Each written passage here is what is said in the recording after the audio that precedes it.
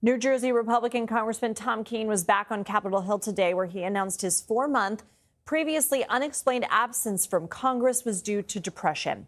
During his absence, Kean missed out on more than 140 votes, but shared little information about why he was away from his office, worrying colleagues and constituents alike.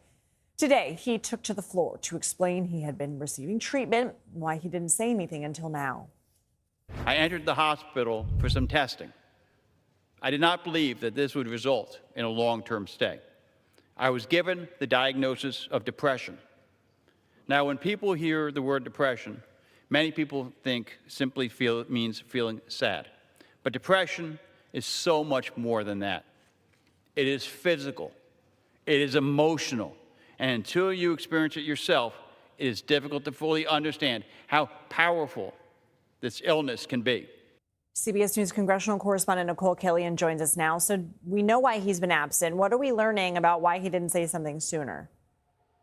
Well, I think we have to give the congressman some grace here, as he acknowledged on the floor, depression is a serious issue affecting millions of Americans. And he said at the outset that he is not really a public person, that he's more of a private person, and that talking about himself isn't easy. He also said that he really was trying to work through this diagnosis. As you heard in that soundbite, he learned of his diagnosis when he, went to the hospital, got some testing, and found out that he was diagnosed with depression. And he said initially, when he revealed that he did have a medical condition, he legitimately thought that he could be back in Congress within a matter of weeks. But ultimately, that turned out not to be the case. He also talked about, his desire to follow his doctor's recommendations in terms of remaining hospitalized for treatment. And then he went on to say that as the over 48 million of my fellow Americans being treated for this illness have come to discover, quote, there is no timeline for healing.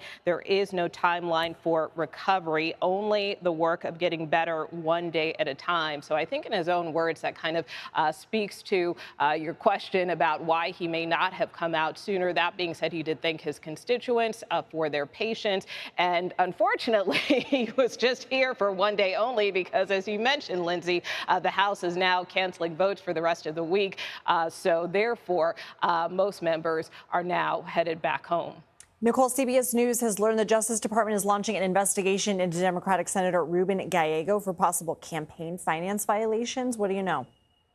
Yeah, well, this, of course, follows just yesterday. We learned that the Senate Ethics Committee had dropped a complaint against the congressman with respect to some allegations from Congresswoman Anna Paulina Luna regarding potential misconduct. Of course, these were claims that she had brought shortly after the resignation of Congressman Eric Swalwell of California, who was facing a number of sexual assault allegations, and Gallego was a close friend of Swalwell's.